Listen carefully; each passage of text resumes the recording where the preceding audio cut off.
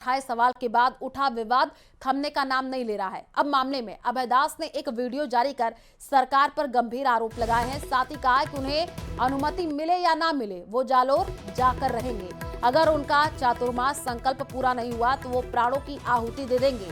आपको बता दें कि बीते कुछ दिनों के दौरान अभय दास महाराज के समर्थन में धरना प्रदर्शन किए जा चुके हैं। उधर स्वामी अभय दास की कथा की अनुमति रद्द करने के मामले में बीजेपी ने जांच समिति का गठन किया है। बीजेपी प्रदेशाध्यक्ष मदन राठौड़ की अध्यक्षता में कमेटी का गठन किया गया है और ये कमेटी 3 दिन में रिपोर्ट देगी।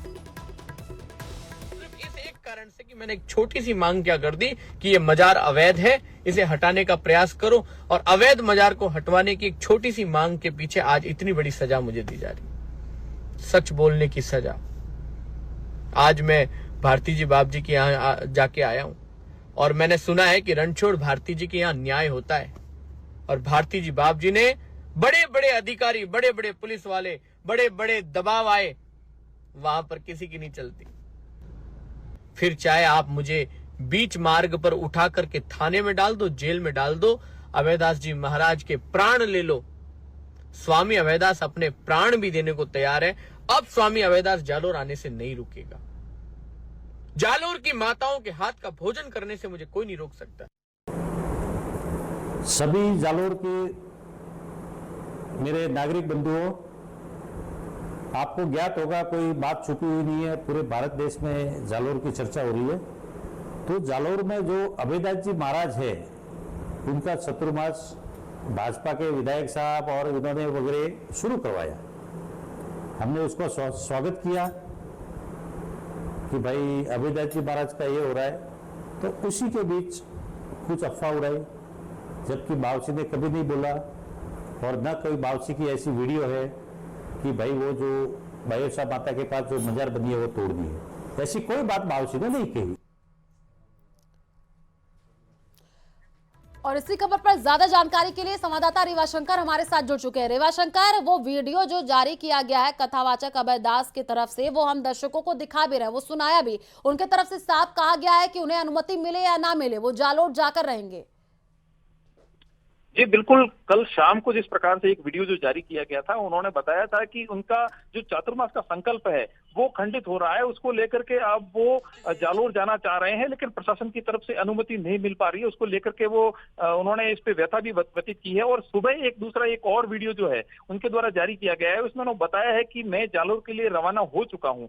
और उन्होंने इस वीडियो में स्पष्ट बताया है कि मेरा जहां पर भी चातुर्मास की व्यवस्था होगी मैं वहां चातुर्मास करूंगा, और कानून, पुलिस और प्रशासन को मुझे रोकने का प्रयास नहीं करना चाहिए। और उन्होंने इस प्रकार से लोगों को भी इकट्ठा होने के लिए कहा है कि जो उनके समर्थक हैं, जो उनके भक्त हैं, वो दोपहर को वहां पे इकट्ठे हो, क्योंकि वहां पे मेरा प्रवास हो रहा है। इस प्रकार की जो चीजें हैं ओवरऑल उन्होंने उस वीडियो में बताई हैं। इस प्रकार के 2 वीडियो जो है कल शाम को और आज सुबह जो जारी हुए हैं, उससे ये लग रहा है कि आज जो है अभयदास जी का यहाँ पे जालोर में आना हो सकता है। उसको देकर के यहाँ पुलिस की जो पूरी व्यवस्था है वो भी काफी चौक चौबंद लग रही है। कलेक्टेड परिसर से लगा करके जो विवादित मजार है वहां से लगा करके सड़कों पर भी पुलिस का चाक चौबंद जाब्ता जो है वो तैनात है। लेकिन अब पुलिस के द्वारा अनुमति नहीं मिलने के बावजूद जो स्वामी अभयदास जी का यहाँ पे जालोर में आना हो रहा है, उसको लेकर के लोगों में भी कई तरह की यहाँ पे चर्चाएं जो है वो हो रही हैं। कई जगह पे लोग जो है अलग अलग टीम बना करके लोग यहाँ पे गली नुक्कड़ों पे खड़े होकर के चर्चाएं भी कर रहे हैं।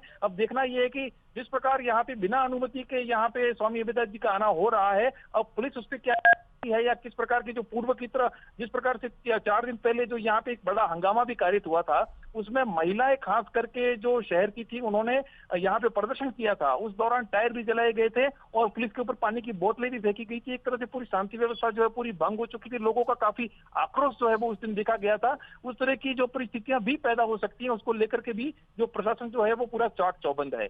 जी ठीक है, आप नजर बना करके रखिए। फिलहाल शुक्रिया तमाम जानकारी साझा करने के लिए।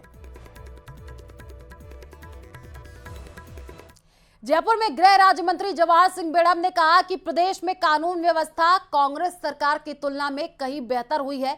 मंत्री बेड़म ने कहा कि मुख्यमंत्री भजनलाल शर्मा के नेतृत्व में प्रदेश में जीरो टॉलरेंस की नीति अपनाई गई है, जिससे अपराधियों में भय और लोगों में विश्वास का माहौल बना है। सुनिए। में कानून व्यवस्था को लेकर लगातार विपक्ष जो है सवाल खड़े कर रहा है। आज हमारे साथ गृह राज्य मंत्री जवाहर सिंह बेड़म साहब मौजूद हैं।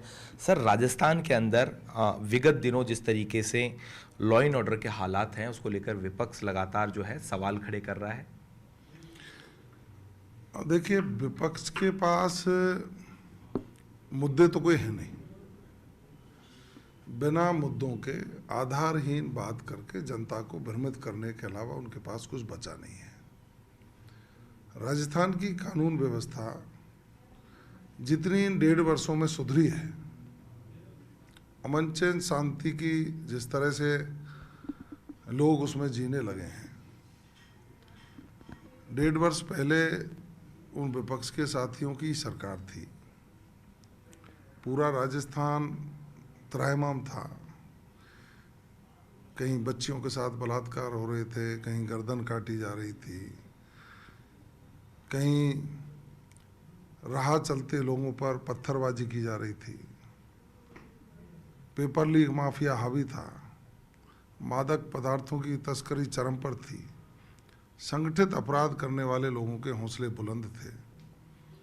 माननीय भजनलाल शर्मा जी ने जब से पदभार ग्रहण किया और जीरो टॉलरेंस की बात करके अपराध के खिलाफ प्रहार शुरू किया, तो आज हम देख सकते हैं कि हर तरह के अपराध के ग्राफ में कमी आई है।